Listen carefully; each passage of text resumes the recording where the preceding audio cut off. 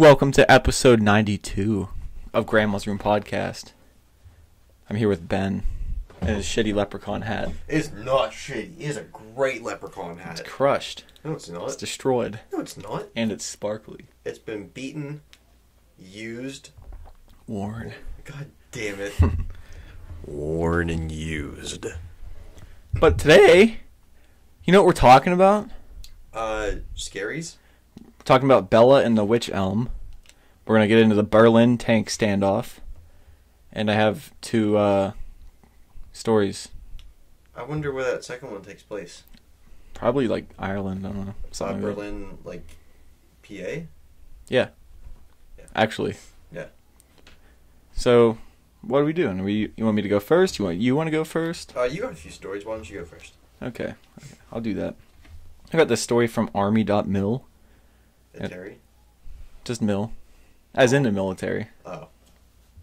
And I used two articles to research it, but I found out that, like, on the second article, it was literally a copy and paste of the army.mil one. It was, like, two, like, government agencies, so it was, like, the same article. But anyway, I'll get into it. So, after World War II had ended, Germany, having lost the war, was split into four sections. The four sections belonged to the United States, England, France, and the Soviet Union. So it was a strange place to have four major powers occupying, since it was like deep in the heart of the Soviet Union at the time, because like they expanded quick. Yeah. And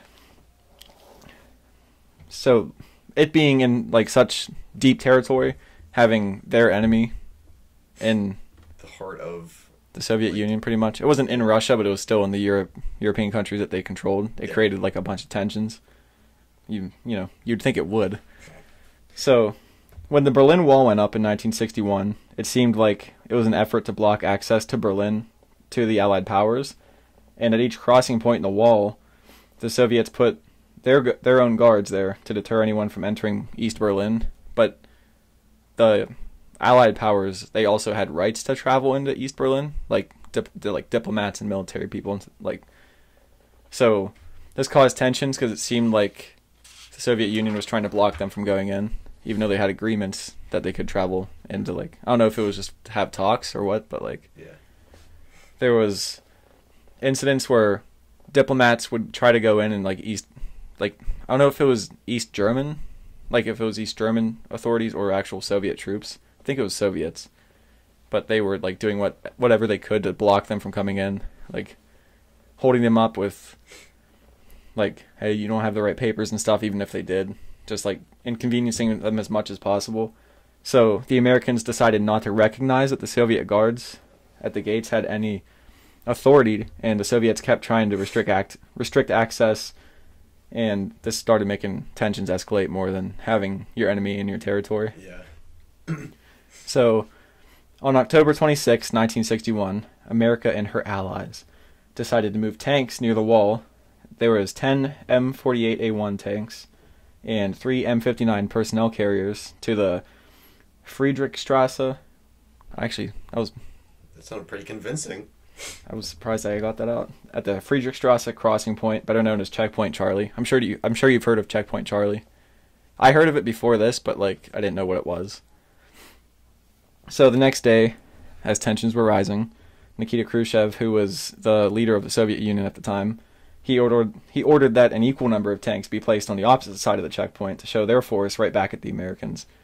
So they started having a standoff between tanks, and like now tensions were super high because like you have tanks pointing at each other, like right in the middle of Soviet territory. Yeah.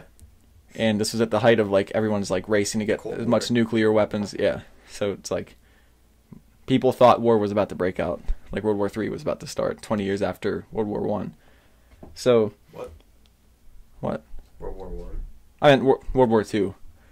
You know what I meant. Just busting your chops. So the tanks were now in a standoff, only 100 yards apart. They were close, and they ended up sitting there for more than 24 hours.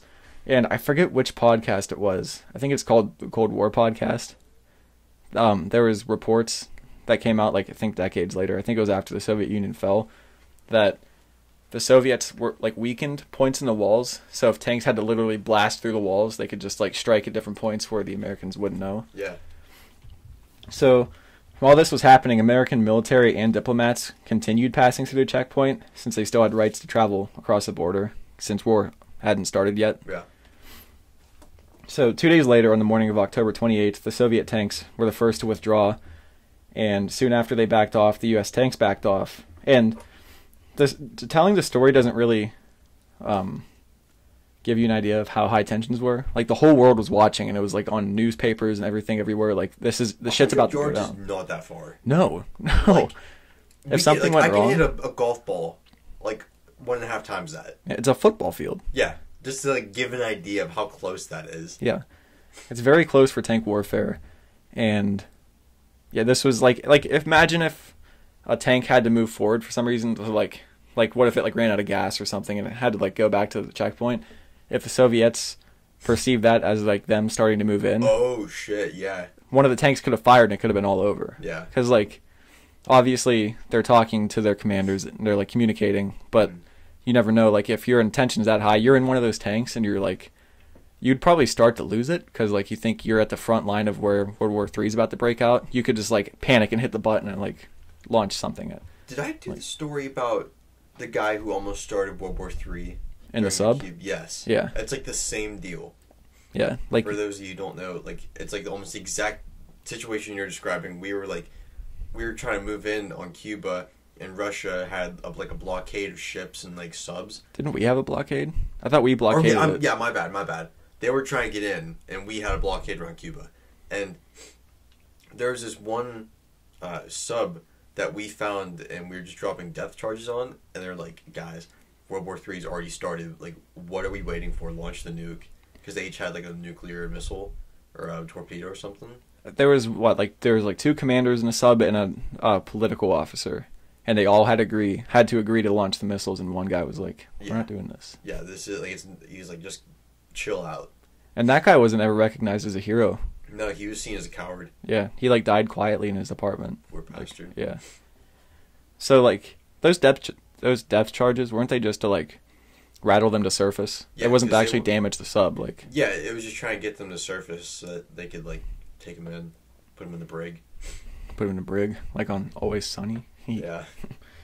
So the result of this standoff in the end was that the Soviet Union basically admitted through their actions that they were the ones who put the Berlin Wall up, because at the time we thought East Germany did it.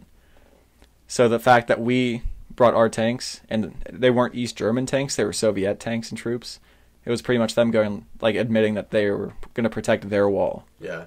And, like, their border. It wasn't East Germany. Like, East Germany was just a puppet government of the Soviets. Yeah. So, for years after this, U.S. Berlin forces were reinforced, and combat units used the Autobahn, that huge highway in Germany, to exercise their travel rights, and the U.S. had... I want to go on that sometime. You can go as fast as you want. Yeah.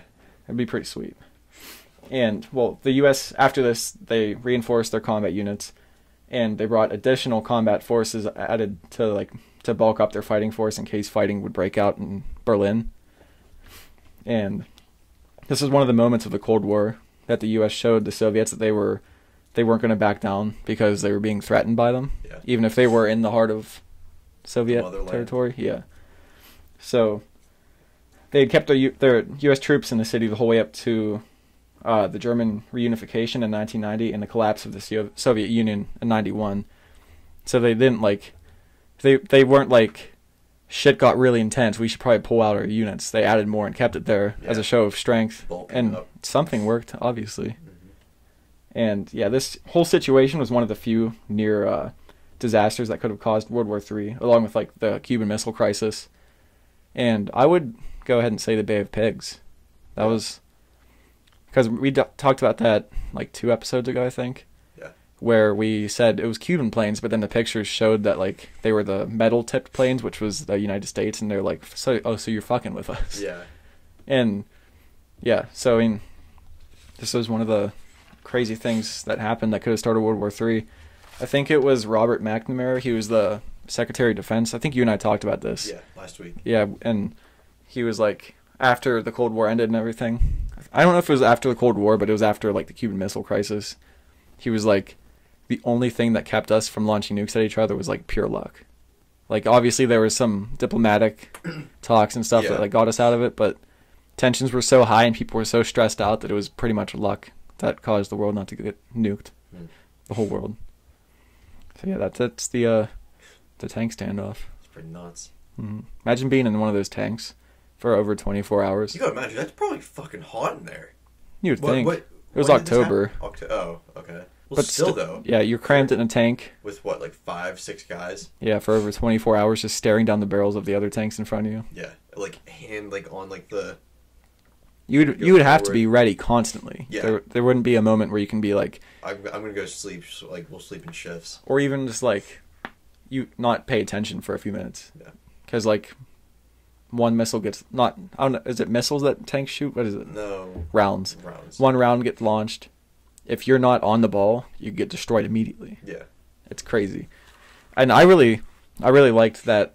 I didn't like it. I thought it was cool that they had weakened the wall in spots so that tanks could shoot through real quick and like just invade. Yeah. It's smart. So yeah. I watched the videos of, I can't remember if it was 90 or 91 when the wall came down. I think it was 90. The German reunification of Germany. But it's nuts, because, like, you can see everybody, like, they just started taking whatever they could, just, like, breaking the wall. 89. What? The wall came down? Yeah, because Reagan told Gorbachev to tear down this wall. Is that when it happened? I think so. Not Was it a result of that speech? I think so, yeah. Yeah, I just thought it was a crazy story. I thought we talked about it before. I looked back, we didn't. But this specific... story? Like the tank standoff. Oh, Checkpoint Charlie. There's this movie with Tom Hanks. I think it was Tom Hanks. Forrest Gump? No. Saving Private Ryan? No. It's about like the Berlin Wall. Bridge of Spies. Have you ever heard of that movie? Oh, yeah, I wanted to watch that. I never did. I went to see it in the theater. It came out a few years ago, right? I was like 6th or 7th grade. Oh, wow. It's longer than I thought. 2015. Oh my god. I was going into 6th grade. I didn't know it was that old. Yeah, me neither. I thought it was like a couple years ago. Yeah, we should watch it sometime. Yeah, I don't even remember what it's about. It's like about like the Berlin Wall and that kind of stuff. Isn't it about like a guy that had polio as a kid, and then he learned to run, and he went to like Vietnam? You're a dick. And didn't he get AIDS? He didn't get AIDS. Or his wife did. Slut wife. Yeah, slut wife. Jenny. That wasn't Bridge of Spies? No, that wasn't. What was that? That was the Polar Ryan. Oh, I thought that was a Polar Express. No. No, the Polar Express was it was about the one where they're trying to save that one private whose name is Ryan. Oh, okay. So wait, Polar Express was about the Berlin Wall? No, I just said Polar Express was about trying to save that private Ryan. Well, then what was Saving Private Ryan? Was that about that was about the train on Christmas Eve? Yeah. Okay. Yeah. What the fuck are we doing? We're trying to remember movies. We should get into Bella and the Wych Elm. Yeah. Now that... So this is like kind of this is a little shorter than what I expected it, Giggity. But that's sometimes the way the shit winds blow. So I'm gonna get into it. So on April 18th, not April 19th, 1943, the body of a woman was found by 4 boys in outside of Birmingham, England. And so immediately, whatever the boys were out there, because like they need an alibi, so police don't come knocking on their door. Knocking on their dongs saying, hey, why is this lady dead? So the boys were out looking for trees, or out looking in trees for bird eggs. Crow eggs. They were making their protein fight milk. They were looking for eggs since like food rationing was in effect for English citizens. Wait, what year did you say this was? 43. Okay. So this is during World War II, and yeah, so like food was like super hard to get over there, and so they're like, okay, we're gonna go look for some eggs, mommy and daddy, and so they were out looking for eggs in the trees wherever they could, and one of the boys decided to look into the center of a wych elm, which he was met with a human skull. Yeah. What is a wych elm? It's a type of tree. Oh, okay. Spelled W-Y-C-H and not W-I-T-C-H. I'm gonna have to make a note of that. That is important for the story. It's not that important, but it's a detail. So it's kind of like Stand By Me. The boys swore to like never tell anyone that what they saw in the tree. I guess that's not really like Stand By Me, is it? Well, they were looking for a dead body. They were looking, but they said they weren't going to tell where it was at, or they weren't going to bring it back at the end. Yeah. Because he points to the gun, he's like, "Nobody's taking it, partner." But one of them pussied out, and they told the police, and soon an investigation was launched, and more bones were found in the tree as well as from the area around the tree. The police concluded that animals drug him out of the tree, but that may not be the case. So, was it like a freshly dead body, or is it like there for a long time? I will get into that. Okay. So more bones. Oh, that's what I just said. The bones were taken back and were able to be determined that the remains were of a woman who was about 5 foot and was between the age of 25 and 40 years old. But it said they were leaning more to the age of 35 years old, and there was no struggle of God damn it, there was no sign of like a struggle or pain. So no broken bones or anything like that. But a cloth was found stuffed in her mouth, which gave police a clue that she may have been asphyxiated. And they also gave her an outfit after finding her shoes and some cloth at the scene of the crime. She had been dead for at least 18 months or longer and was presumed that she was put in the tree still warm because of the way she died. I think because of asphyxiation. That's like suffocating. Okay, there was something else that they said. Was it like rigor mortis? Like how that, if it set in before she was put in the tree or not, or like... I don't know. There was a word for it, but that's my bad. So they tried doing this on their own, and then they finally let out descriptions of the woman saying like, "Hey, have you seen anyone in a blue and yellow outfit with blue shoes?" And so people called and were like, we know who she is, and no one knew who she was. So on May 4th, an ad was posted in newspapers for any dentist to come examine her teeth with hopes of finding a match because she had a very specific set of bad teeth. And they're like, okay, maybe some Englishman will remember these bad teeth. Not. They didn't remember. And so the case kind of went cold. And then nearly a year later, after the discovery of the body, the words, quote, "Who put Bella in the wych elm, Hagley Wood?" were scrawled on the side of a building in Birmingham. Was Bella just a name they gave her? Like, yeah. Just to know her as? I guess, yeah.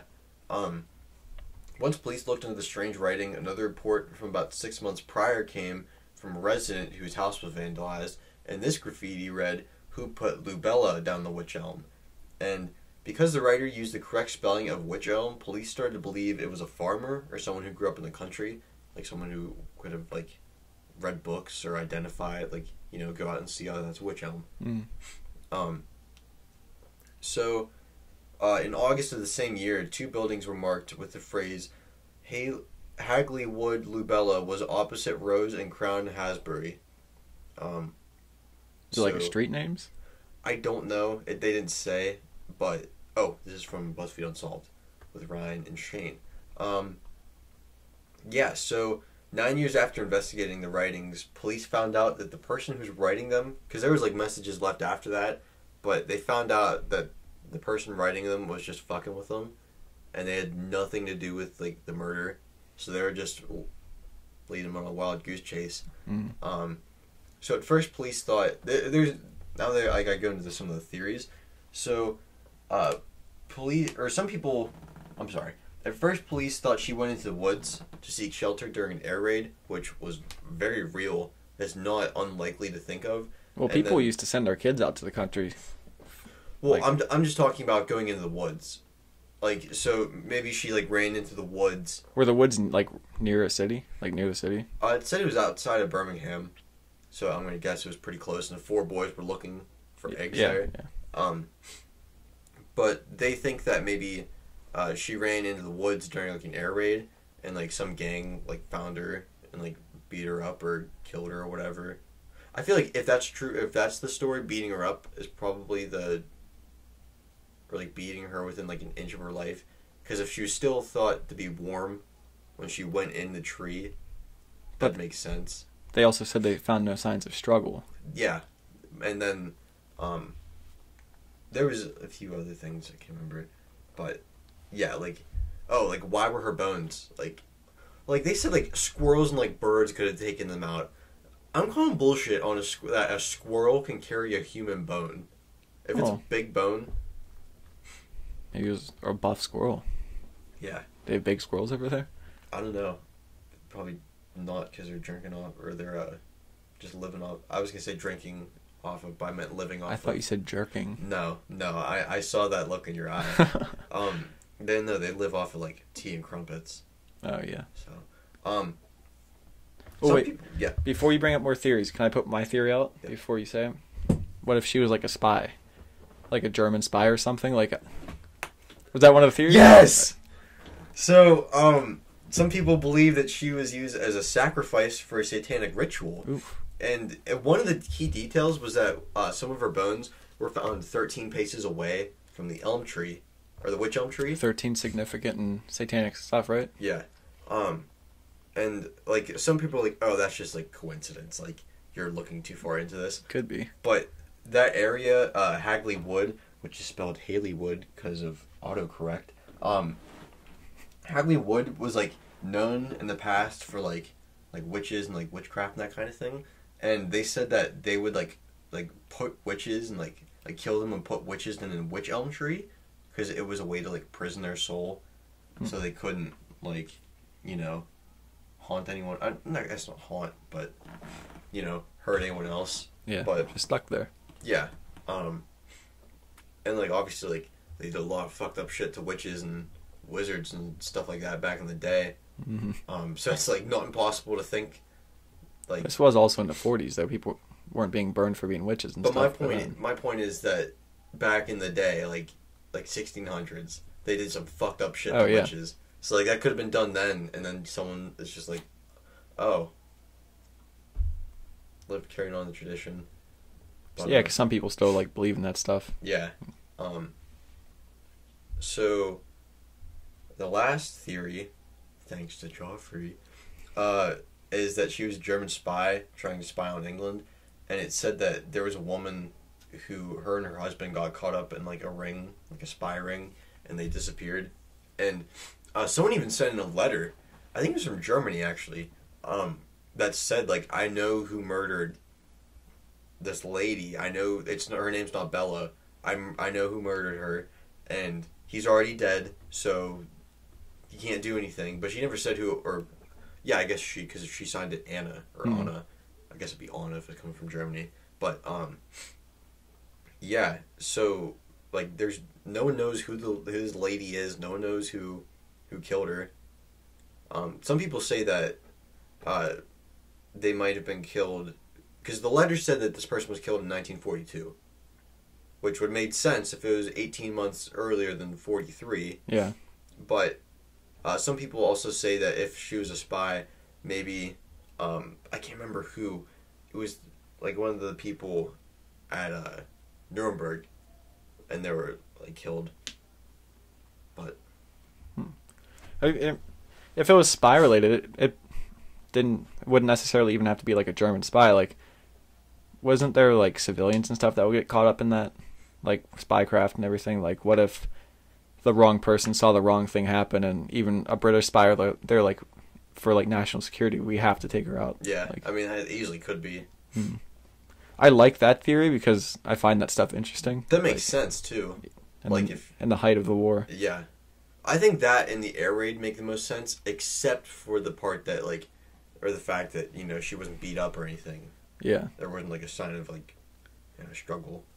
But even if it was an air raid, if she would have gotten killed by the air raid, you wouldn't have found a whole body. I mean, like, that's. But if she went out and, like, someone found her and just, like, went nuts, yeah, killed her, and, like, that makes sense too, because, like, during an air raid, like her family, whoever her family was, could have just assumed, oh, Patsy died in the air raid. Yeah. You know, they're not going to call the police about that. Well, there was also, wasn't there like a bunch of serial killers like during the war? Yeah. What if she was another victim of one of them? Was there like other related cases where people would get like cloth stuffed in their mouth? Because usually serial killers have like the same MO for their murders. The one lady who suggested this satanic cult, she said that she believes that this lady was sacrificed. Bella isn't even a real name, if I haven't mentioned that. Yeah, it's just like a name. Yeah, just that some people random know name. of. Like, yeah, so a lady who wrote an article in it was in 1953, and she suggested the satanic cult thing, and there was another murder kind of in the same area that was like the same like weird circumstantial evidence. like cloth. I don't know about that, but like the satanic part, like stuff matching up with like 13 like sacrifices, yeah, like stuff like that, and I don't know if it's true or not. I kind of think it's not, just because like it's kind of circumstantial. But I mean, it could be. Mm-hmm. But there was only one other connected. Yeah. To that kind of deal. When was like the last? Was there any like breakthroughs after the initial? There's just like we'll never know. Like, that type of thing. That's why I got out of this. Yeah. I like the spy theory. Mm-hmm. But I'm biased. So yeah, Bella and the Wych Elm. Mm-hmm. It's a cool story. Yeah. I do like those like the strange, like the mysteries, like the disappearances and stuff. I like those stories. I don't like that people disappear, but the stories are cool. No, I mean I like that you do those stories for this. Thanks, Joffrey. I like your stories. Thanks, Ben. You want to get into some futurism? What's that? It's just the magazine I got the article out of. All right. So this first one, it goes back to the James Webb that we talked about like right around Christmas. Remember the telescope they launched? Oh, I thought you meant that fucking idiot who wrote the Word doc and printed that as a book. Oh no! Oh fuck! What's his name? He was like the clone? Something Marshall. Don Marshall. Was it Don? Yeah. Shit! I think I have the book in here somewhere. Hang on. Maybe it's Donald. Something Marshall. Don Marshall. Don Marshall sounds close. Okay, not Donald. Oh wait, fuck! Why can't I think of his name? It was like one of our most downloaded episodes. Dude. Like, yes, Donald Marshall. Yeah, the cloning. No, it's James Webb's The Telescope. Okay. That they launched. That's the one I watched it on Christmas morning. It was like, they launched it from, I forget what country it was. South America somewhere. But it's almost, you know how I told you, like, it takes months for, like, the mirrors and stuff to, like, come into place. It's, like, it's real close now. They started taking pictures with it. So, this article is called James Webb Provides Dazzling New Image of Neighboring Galaxy. It was written May 9th, and at the time, the article said, the James Webb Space Telescope is almost fully ready to start taking the most precise pictures it can and sending them back to us. So, the mirrors on the telescope, they're still aligning. It takes a long time because they have to be like absolutely perfectly in place. Yeah. So they're just taking their time, making sure everything works out perfectly. They don't want to rush it and fuck it up because it was like it was some crazy amount of money. I can't remember. I think it was billion. 10 billion? I can't remember. Something. It was a crazy high number. So, yeah, they're still aligning, and in the meantime, the telescope did send a picture back of the large Magellanic Cloud. I think it was named after Lake Magellan. It's a galaxy near the Milky Way, about 160,000 light years away. So, previously, telescopes known as WISE and another one known as Spitzer, they took photos of the same place, but none of them have been nearly as clear as the picture that James Webb took. And this picture is like insane, and the mirrors aren't fully aligned yet. So like, if they're that good now, I'm really excited to see like high def. Yeah. And remember, if you listen to this and you haven't listened to the old episode, this is going to see light that's so old that we're going to see close to the beginning of the universe. That's nuts. Yeah. And it's using infrared light because red light travels farther. we can't see that far with like white light, so it's like taking pictures in infrared. So when it comes to what NASA's first target will be once all of its mirrors are aligned, we don't have any idea. NASA's keeping it a secret, and they've already been comparing pictures with, like, it's taking the same pictures that the Hubble took. So there's theories that it might be the first picture might pay homage to Hubble's first picture, which was the binary star HD 96755 in the open cluster NGC 3532. That'd be pretty cool.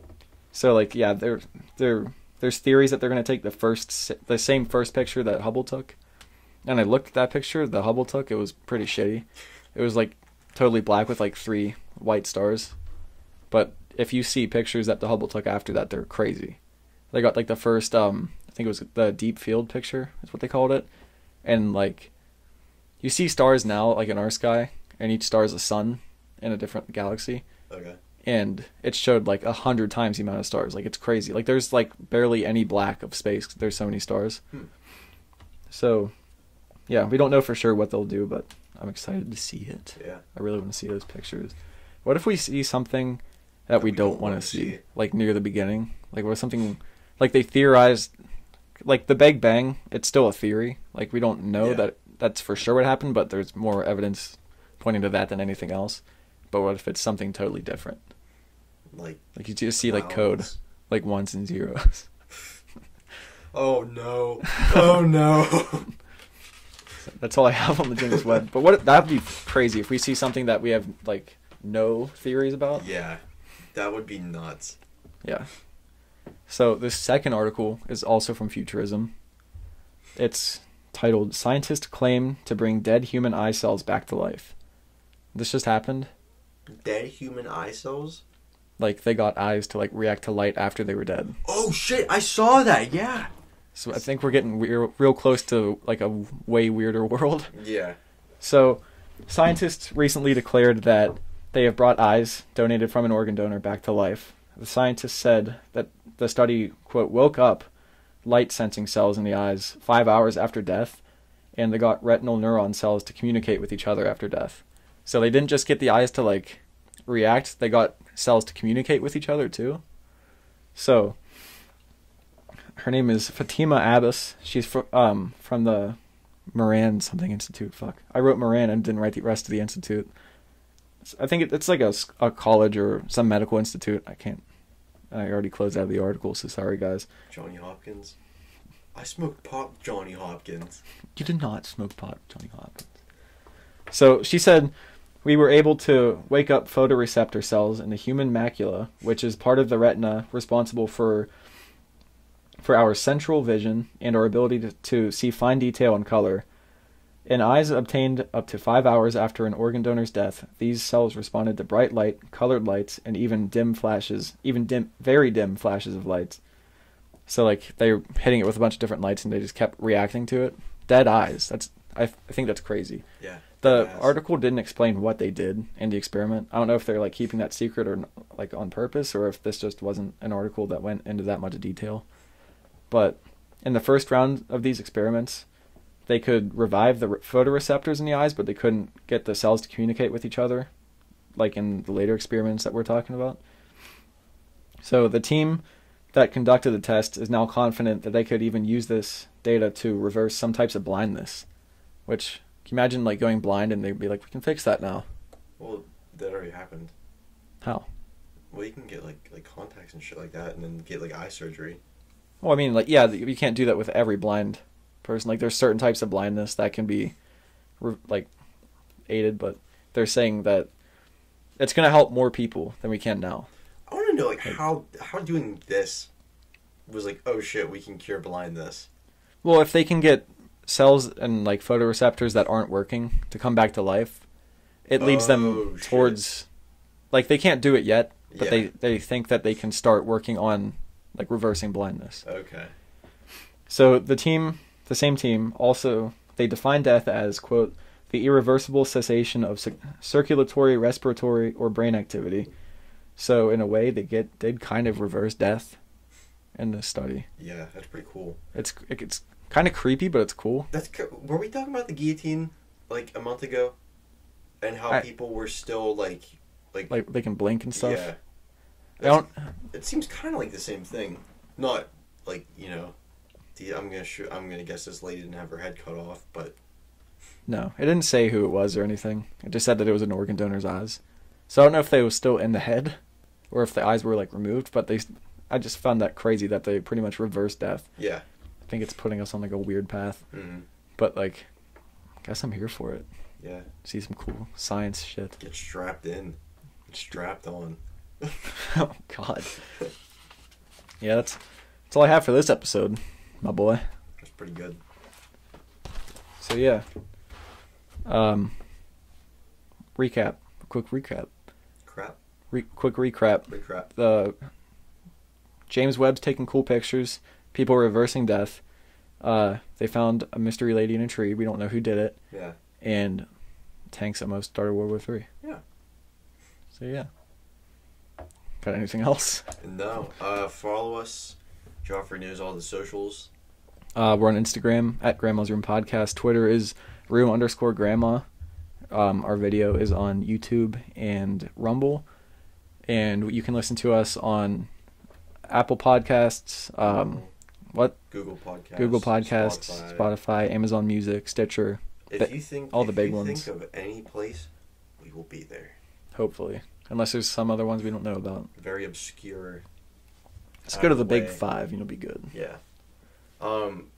Follow us on Spotify. Maybe listen to some of our playlists that we've cooked up for you. We have a bunch of them for you, boys. Yeah. It's just music that we like. We hope you'll like it too. Grandma's Saloon, that's like old country. I'm pulling it up right now. I got this. I know, I'm just... Grandma's Jukebox, it's like 50s and 60s music. Grandma's Christmas Tree, it's Christmas music, but that's kind of out of style right now. Grandma's Blues Club, that's like old blues music. Grandma's Trap House, that's like rap. Mm-hmm. Grandma's Guitar Case, that's acoustic, or not acoustic, it's alternative. Rock. Yeah. And like rock. Grandma's Clam Jams, it's like 80s party music. There's 8, right? Mm-hmm. Opium Den. I always forget about that one. That's just like vibrant music. I haven't listened to that in a while. I need to add more songs. I haven't added in a while. Yeah, we've been saying we're going to add for a while now. I mean, we have a ton of music. Mm-hmm. Like they're pretty big playlists. It's not like there's no shortage. Nah. And I've been finding good music lately, so I need to add to them. Mm-hmm. So yeah, thanks for listening. Yeah, thank you for being here. Could have been anywhere, but you were here with us. Yeah. Any last words? No. You give the last words. Oh man. The whale flies. The cow jumped over the moon.